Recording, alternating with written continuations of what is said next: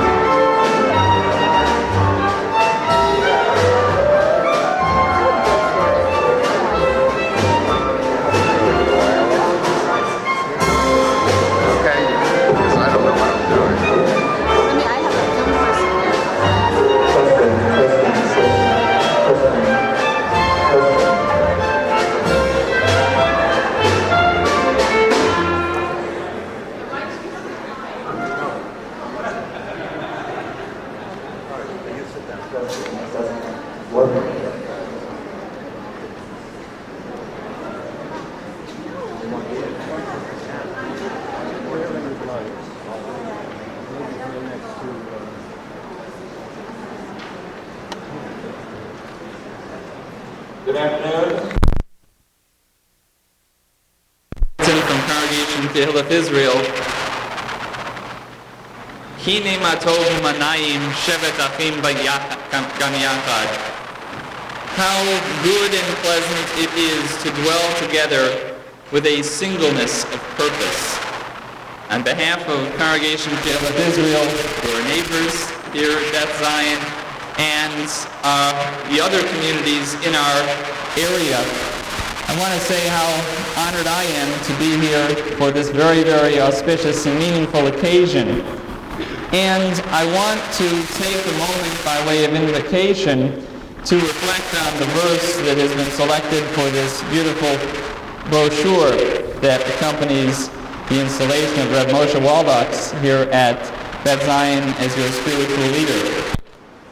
The verse, Ma tovu ohalecha Yaakov mishkanotecha Yisrael, comes from the second of this week's Torah portions, Parshat Balak, and it is Bilam's observation when he looks out at the children of Israel in their dwelling places. What's interesting is that the phrase Ma tov appears not only as an observation of how good the Israelites look from afar, but also suggests something more profound. As I began with Hine ma tov, how good and pleasant it is, we recognize the ma tov that is found in Bilam's prayer is echoed as well in the Haftarah for this coming week from Balak, which says again, ma tov. When the prophet is asked, ma tov uma Hashem doresh mimecha.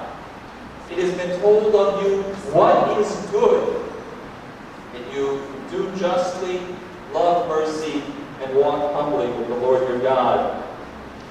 When I think of what Moshe represents and who he is, as I came to know him a number of years ago, serving the community of Beth Abraham in Canton when he was our Scotland resident for a Shabbos, I came to appreciate how Moshe reaches out to seekers, to those who are in search, gazing at Bnei Yisrael and looking what is relevant, what is good in the Jewish people for me, similar to what Bilam ultimately is turned to observe in Ma Tovu Oleh HaYaakov.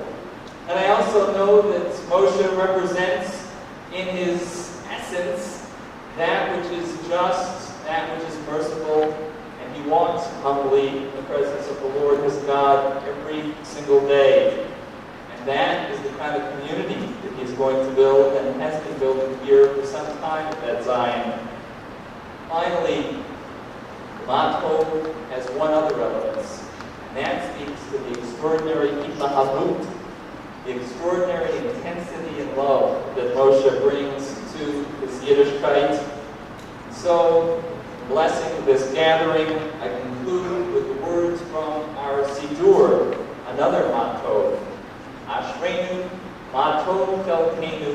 Ma na'im goralenu, ma yafa yerushatenu. Happy are we this day. How good our portion, how pleasant our lot, how beautiful our heritage. Moshe, may you go from strength to strength, inspiring your community and us all as our teacher to be able to appreciate that which is so good, that which is matov in our beautiful heritage. Mazal tov, and again, Yesher Tov on this occasion.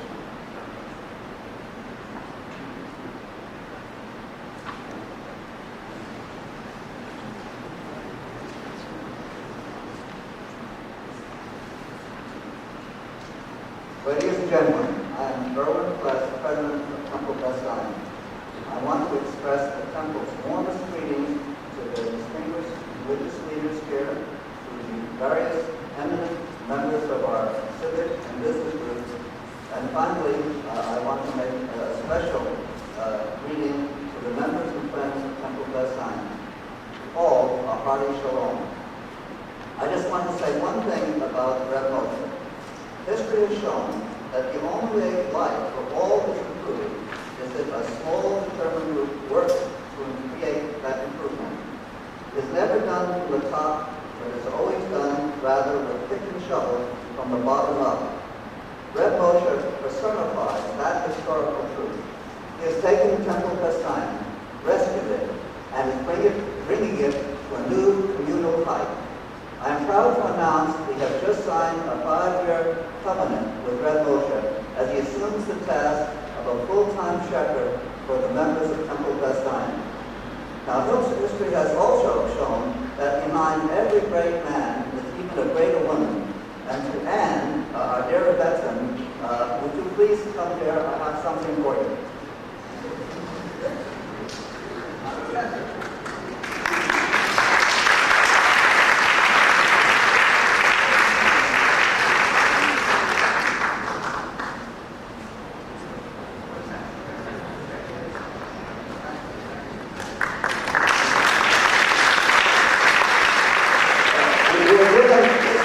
This small symbol of the appreciation of Temple Bethlehem that we know where true goodness and greatness resides. Thank you.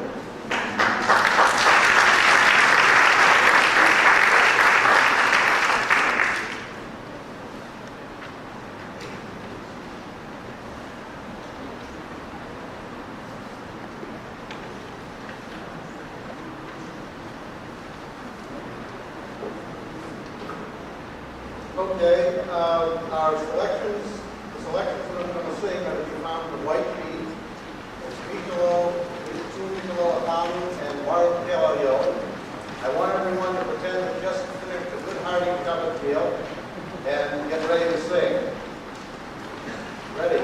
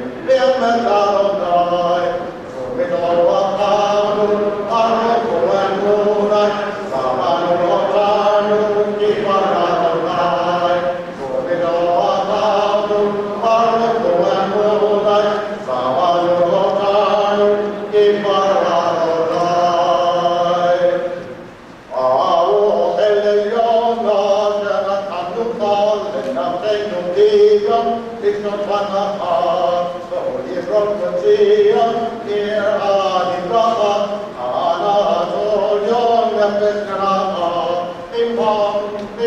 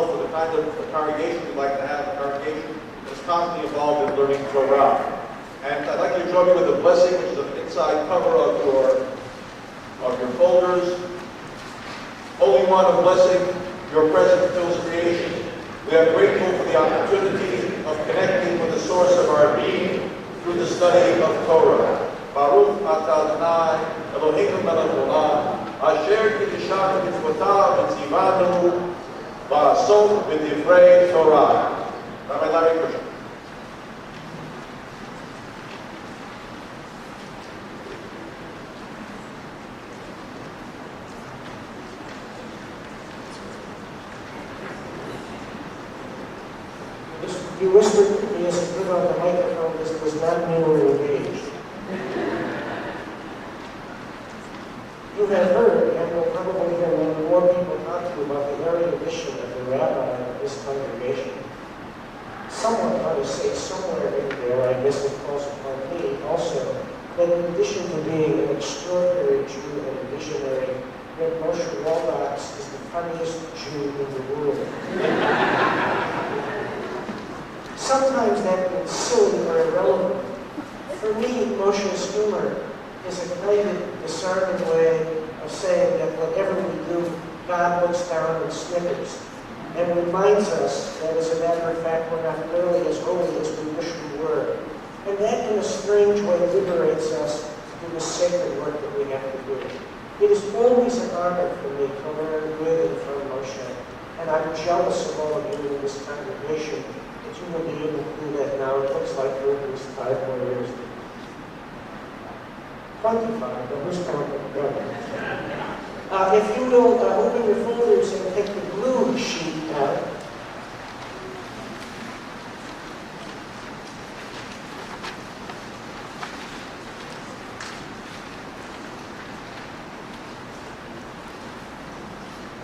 This is a wonderful text. I ran across it a few months ago, and I just wanted to share it with you as you contemplate the business of rabbinic leadership in congregational life. I'll assume that your Hebrew is not as good as we'd like it to be, and so we'll walk through it slowly. It is a comment on a passage in Exodus chapter 36, verse 7. It's in the bold-faced type. It says, "V'ham lacha hayta dayam l'chol hamulacha la'asot ota lahoter." It's talking about, Exodus is talking about the completion of the wilderness tabernacle. Remember that scene where everybody's bringing all kinds of gifts and presents and gifts of talent and skill and tangible gifts as well. And they bring this stuff into the temple and everybody's working on it. And then it says, and the work, was dayan. as in Daim, die, was enough for all the work to do it. And then it says, Vahoter, which means and more. Now, take a minute, the whole sentence is, so the work for the tabernacle was enough for all the work that had to be done and more. Your assignment is to try to figure out what's funny about that statement. Look at it again. What's odd there? What seems to be puzzling? You can't enjoy the comment unless you wrestled with it for a second. The work was enough for all the work to do it, and more. The puzzling word is the last word. On the surface of it, the pshat of the teaching is pretty simple. It says, oh, people brought more than enough. But we Jews are, I'm sure it won't be a surprise to anyone in this room, famous for reading things closely and paying careful attention to it. Now our comment, L'chora estira yesh kan. There's something funny here. There's something that doesn't quite add up. It's sort of like the Jewish equivalent of Columbo. Excuse me, but how could you say there's enough to do the job and more? And now the comment, Dayan in boldface, Mashma maspik kedei la'asot et hadavar. The word Dayan, Dai, enough, implies, teaches, that it was sufficient in order to get the job done. But then the last word in the second line, Vahoter, mashma shahaya yoter mikfi hatzoreh. But then the word and more implies that there was more than what was needed. So the Columbo Jewish question is, excuse me, which was it? Was there enough to get the job done, or was there too much? Why does the text say it was enough to get the job done, and then it was more than enough to get the job done? Which was it, and what does it have to do with the meaning of building a community and listening to and nurturing a rabbi? Ahesper, who? The answer is about the following. B'dayan, fourth line, second word. B'dayan levad lo haya sagir. If the text had said only dayan, enough, it wouldn't have been enough. The plot thickens. Lo hayu hatrumot le'mishkan b'diyuk ba'ota midah shahaya tzarich. Lo haya maspi. If the trumot, next word, first word in the next line, if the free will offered gifts for the Mishkan were exactly enough for the measure that was required, lo haya maspi, that wouldn't have been enough. Now we're really puzzled. Why? Ki ha'ikar haya chaser hasharet hashchina. Because the main idea of building a Mishkan, the main idea of going through all the aggravation we Jews go through to maintain synagogues and rabbis into learning and sacred commune, the main idea would have been lacking, namely the dwelling of the divine presence. The reason you have this building, the reason you go through the myriad aggravations that are an inescapable part of making a congregation is that the Holy One should be